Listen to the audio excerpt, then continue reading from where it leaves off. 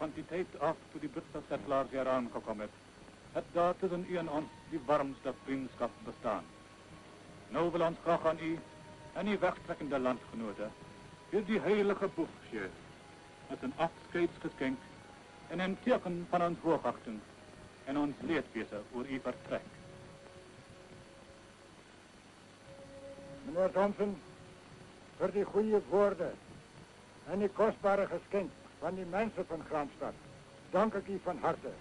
En ofschoon ons in die toekomst ver verwijderd van elkaar zal zijn, hoop ik dat ons altijd als goede vrienden zullen blijven.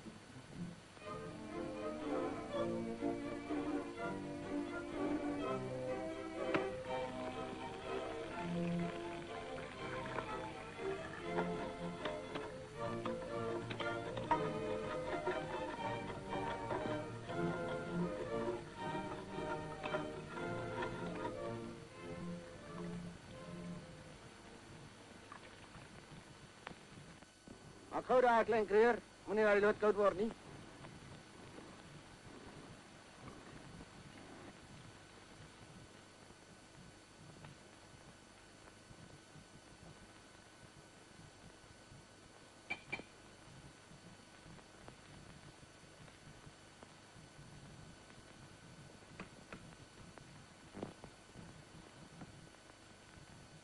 Oom het al so goed koers. Alles nie nou op lopers maak nie. 'n Stewige knaapie soos jy, Paul, het nie lopers nodig om 'n bok te skiet nie. 'n Koel trek verder en skiet reguit. Maar hoeveel kaffers kan 'n koel doodmaak? Nie soveel as lopers nie. Dis 'n ander saak. Maar hoekom dink jy nou aan kaffers, Paul? Ek hoop ons sal in vrede lewe in die land waarheen ons gaan. Is daar geen kaffers in daardie land nie, oom? Hulle sê die Zulus en Matabeles is geweldige volke. Maar sal hulle ons daar ongehinder laat? Ons moet ons saak skoon hou, deur hulle regte te respekteer. En gereed wees om ons eie te verdedig, as ons daartoe gedwing word. Maar, onthou, ou seun, as jy eenmaal die wapen teen jou naaste moet gebruik, dan is daar geen end aan die vyandskap nie. Ek hoop ons sal nie meer moeilikhede hê soos in die kolonie nie, oom. Ja, en terwille van julle jongspan, moet ons nuwe staat in vrede opgebou word. Wat sal die naam van ons nuwe staat wees? Wie weet, ou seun. Piet Retief is Natal toe. Ons volg Potgieter na die noorde. Ons olifantjagters praat van 'n wonderlike streek daar, wat hulle Transvaal noem. Transvaal. Dis 'n mooi naam, oom.